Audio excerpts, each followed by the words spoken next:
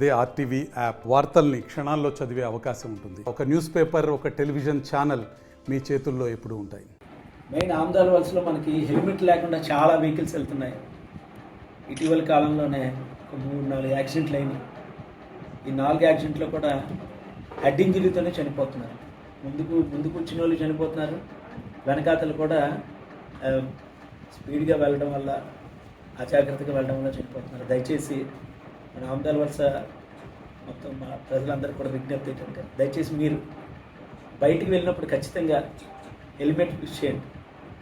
మితిమీరిన వేగంతో దయచేసి వద్దు. ఎందుకంటే పక్క వాళ్ళని క్రాస్ చేయాలని లేదంటే ఇంకో రీజన్స్ వల్ల మీరు స్పీడ్గా వెళ్తున్నారు, హెడ్ ఇంజరీ అవుతుంది. దీనివల్ల మ్యాక్సిమం చనిపోవడానికి 100% ఆస్కారం.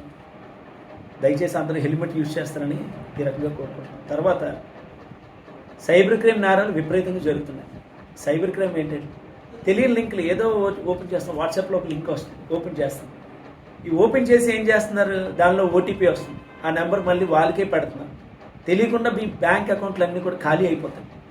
మీకు తెలియదు. ఒక్కసారి మీరు లింక్ ఓపెన్ చేసి ఆ ఓటీపీ నెంబర్ కానీ మీరు అందులో ప్రెస్ చేస్తే మీ మొత్తం అకౌంట్ అన్ని ఖాళీ అయిపోతాయి.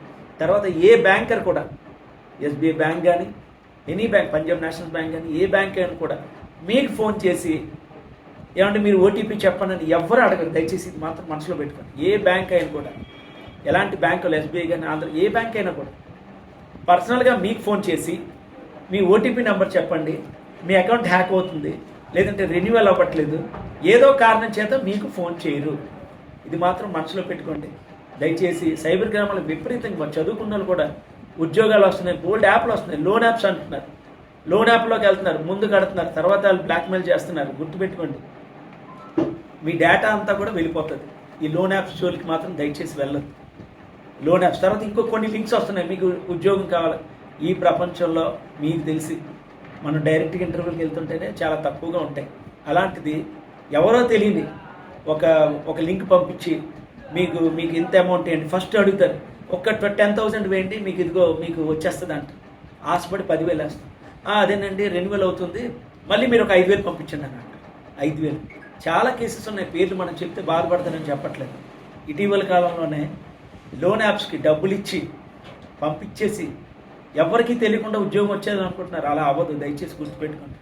మనం కష్టపడాలి, చదువుకోవాలి, ఉద్యోగం వస్తే తప్ప ఈ లోన్ యాప్స్లోని ఎవరో, లేదంటే ఒక యాప్ కొత్తగా వచ్చింది ఉద్యోగాలు ఇస్తాం, ఇలాంటి దయచేసి పెట్టుకోవద్దు. ఇది ముఖ్యంగా అయిపోయింది. తర్వాత మనకి 2021లో ఒక ఎన్డీపీఎస్ యాక్ట్ ఉంది. దాంట్లో మసిరాజ్ అని చెప్పేసి, గూడిది మసిరాజ్ అని చెప్పేసి ఆయన 3 సంవత్సరాల నుంచి అబ్స్కాండ్లో ఉన్నాడు. ఈరోజు తెల్లవారు ఆయన్ని మన వన్ వే జంక్షన్ దగ్గర పట్టుకున్నాం గంజాయి కేసులో. ఇది అంతే. Thank you. మరిన్ని వీడియోస్ కోసం ఛానల్ ని సబ్స్క్రైబ్ చేయండి. లేటెస్ట్ అప్డేట్స్ కోసం వాట్సాప్ ఛానల్ ని ఫాలో చేయండి. అండ్ లింక్ డిస్క్రిప్షన్ లో ఉంది.